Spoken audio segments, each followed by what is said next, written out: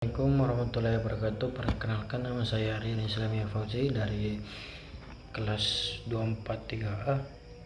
Ingin mempresentasikan tentang pentingnya manajemen sumber daya manusia. Yang pertama, latar belakang.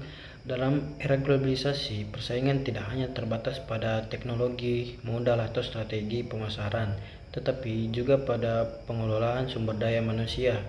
SDM memegang peran penting dalam setiap organisasi karena mereka adalah kunci untuk mencapai kinerja maksimal. Manajemen sumber daya manusia berperan dalam menciptakan budaya kerja yang sehat, meningkatkan motivasi, dan meningkatkan produktivitas organisasi secara keseluruhan.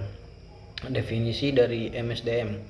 Definisi umum: individu yang bekerja sebagai penggerak suatu organisasi berfungsi sebagai aset yang harus dilatih dan dikembangkan kemampuannya. Menurut para ahli, menurut Hasibuan pada tahun 2012, MSDM adalah ilmu dan seni dalam mengatur hubungan dan peran tenaga kerja agar efektif dan efisien demi tercapainya tujuan perusahaan, karyawan, dan masyarakat. Menurut Handoko pada tahun 2014, MSDM adalah penarikan, seleksi, pengembangan, dan pemeliharaan dan penggunaan SDM untuk mencapai tujuan individu maupun organisasi. Pentingnya MSDM dalam perusahaan. MSDM adalah aset paling penting karena mereka adalah penggerak utama segala aktivitas, mulai dari pekerjaan, pemeliharaan, produsen, hingga desainer sistem. Peningkatan kualitas SDM dibutuhkan agar organisasi bisa lebih kompetitif dan mampu menghadapi tantangan eksternal. Tanpa SDM yang dapat dimanfaatkan, tujuan organisasi tidak akan pernah tercapai. MSDM berperan dalam meningkatkan ketahanan atau resiliensi organisasi baik di tingkat individu, tim maupun keseluruhan organisasi. Kualitas SDM sangat mempengaruhi kemajuan atau kemunduran suatu organisasi. Fungsi utama MSDM menurut Sophie dan Fitria pada tahun 2012. Perencanaan, menyusun program kepegawaian untuk memenuhi kebutuhan perusahaan secara efektif dan efisien.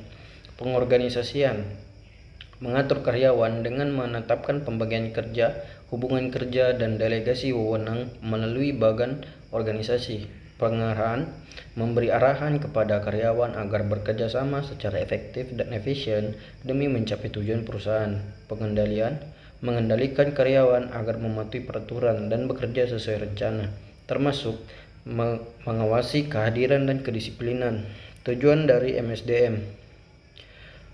Menurut Joshua pada tahun 2002, menyediakan masukan bagi manajemen terkait kebijakan MSDM, mengimplementasikan dan menjaga kebijakan SDM, membantu dalam pengembangan strategi organisasi, memberi dukungan kepada manajer lini, menangani krisis dan situasi sulit antar pekerja, menyediakan media komunikasi antar pekerja dan manajemen, bertindak sebagai pemelihara standar dan nilai organisasi. Menurut Schuler et al. Pada tahun 2011, meningkatkan tingkat produktivitas, meningkatkan kualitas kehidupan kerja, memastikan organisasi memenuhi aspek hukum dan kepatuhan. Kegiatan umum dalam lingkup MSDM. Rancangan organisasi, perencanaan SDM, analisis pekerjaan, sistem kerja, dan sistem informasi. Staffing, rekrutmen, wawancara, promosi, pemindahan, orientasi, dan metode seleksi.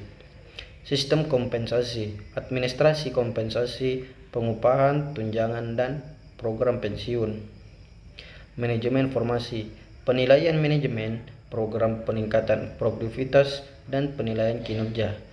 Pengembangan pekerjaan dan organisasi, pengembangan manajerial, perencanaan karir, pelatihan keterampilan, dan program persiapan pensiun. Komunikasi dan relasi publik, sistem informasi SDM, publikasi pekerja, dan penelitian SDM. Kesimpulan dari MSDM ialah manajemen SDM sangat penting untuk keberhasilan perusahaan. Karyawan bukan sekedar tenaga kerja, melainkan aset berharga yang perlu dikelola secara profesional. MSDM yang efektif dapat meningkatkan produktivitas, menciptakan lingkungan kerja yang sehat, dan mengembangkan potensi individu.